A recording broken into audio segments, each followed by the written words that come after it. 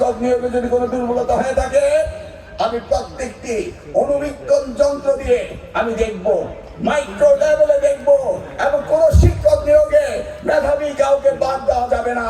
যদি বিগত দিনে দিয়ে থাকেন, সেইভাবে ব্যবস্থা আমাদের নিতে হবে। শিক্ষকরা মেধাবী হতেই হবে, এর কোনো বিকল্প নাই, তাই না? ধন্যবাদ।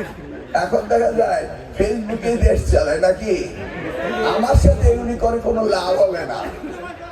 আমার কাজ আমাকে করতেই হবে, আমাকে শিক্ষা ব্যবস্থা পরিবর্তন আনতেই হবে।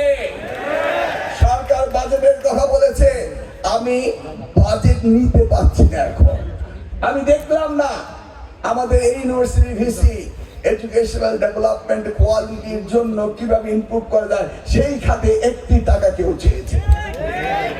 আমাকে তো চাইতে হবে, তাহলে সেই পুরো দিনের কথা শুধু বিল্ডিং বিল্ডিং বিল্ডিং বিল্ডিং তো লাগবেই, কিন্তু কোয়ালিটি এডুকেশন লাগবে না। সেই জায়গাটিতে আমরা অত্যন্ত দুর্বল। আমি আর বক্তব্য বাড়াই না।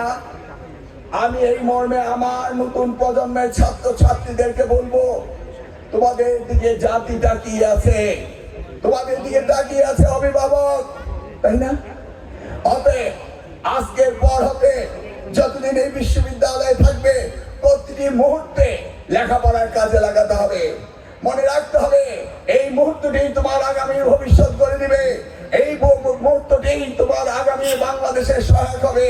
যেই দাবি রেখেছেন আমাদের প্রধানমন্ত্রী জনাব তারেক রহমান, যেই দাবি রেখে গিয়েছিলেন দেশমাতা বেগম খালেদা জিয়া, আমি শহীদ জিয়ার সঙ্গে আমার ছাত্র রাজনীতি শুরু হয়েছিল, একইভাবে তিনিও শিক্ষাকে ভালোবাসতেন।